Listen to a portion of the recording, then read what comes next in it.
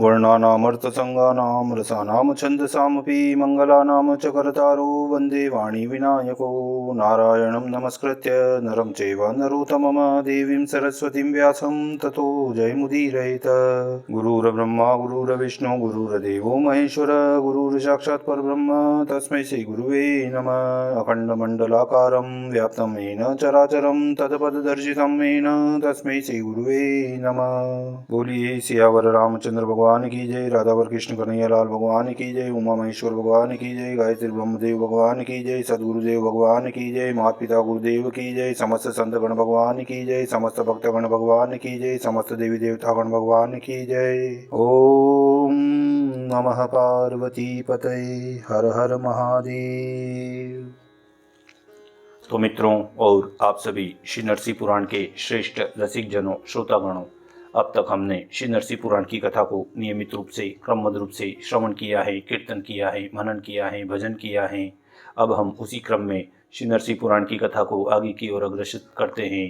आप सभी श्रेष्ठ श्रोतागण रसिक जन भगवान श्री नरसिंह जी के श्री चरणों में दृढ़ भक्ति रखते हुए कथा का श्रवण करें, कीर्तन करें, मनन करें, भजन करें।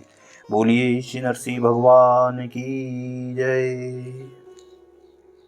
65वें अध्याय में श्री भरद्वाज जी बोले, हे सूत जी, अब मैं आपसे भगवान विष्णु के गुप्त तीर्थों का और उन तीर्थों से संबंध रखने वाले भगवान के गुप्त नामों का वर्णन सुनना चाहता हूँ।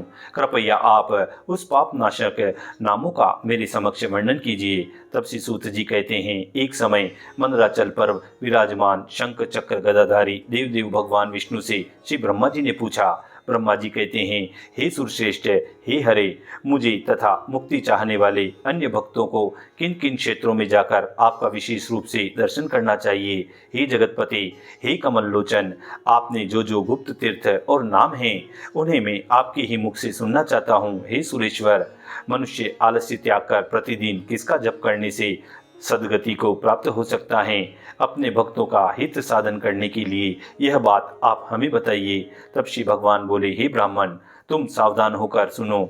मेरे जो गुहा नाम हैं और जो क्षेत्र हैं उन्हें मैं ठीक ठीक बता रहा हूँ।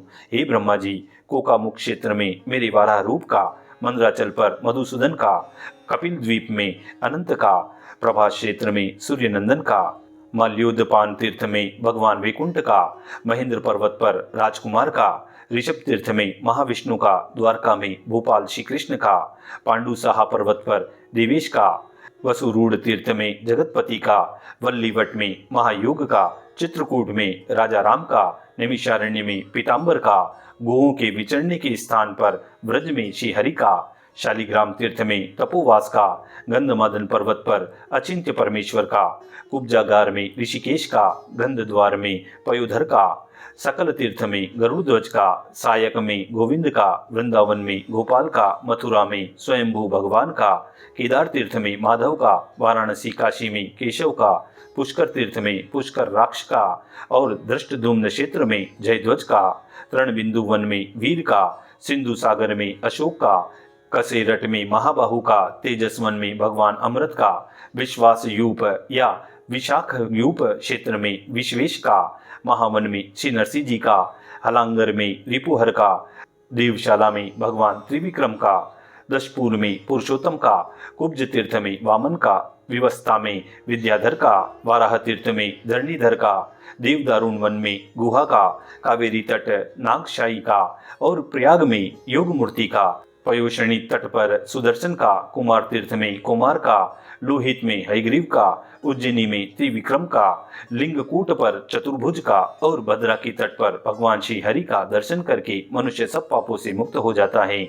इसी प्रकार कुरुक्षेत्र में विश्वरूप का, मणिकुंड में हलायुध का, अयोध्या में लोकनाथ का, कुंडीपुर में कुंडिनेश्वर का, भांडार में वासुदेव का, चक्र तीर्थ में सुदर्शन का, आढ़ई तीर्थ में विष्णुपद का, शुकर क्षेत्र में भगवान शुकर का, मानस तीर्थ में ब्रह्मेश का, दंडक तीर्थ में श्यामल का, त्रिकूट पर्वत पर नागमोक्ष का, मेरु के शिखर पर भास्कर का, पुष्पभद्रा की तट पर विरजा का, केरल तीर्थ में बाल रूप भगवान का, विपाशा में और विपाशा के तट पर भगवान यशस्व का, महिष्मतिपुरी में हुताशन का, क्षीर सागर में भगवान पद्मनाभ का, विमल तीर्थ में सनातन का, शिव नदी के तट पर भगवान शिव का, गया में गदाधर का, और सर्वत्र ही परमात्मा का जो दर्शन करता है वह मुक्त हो जाता है।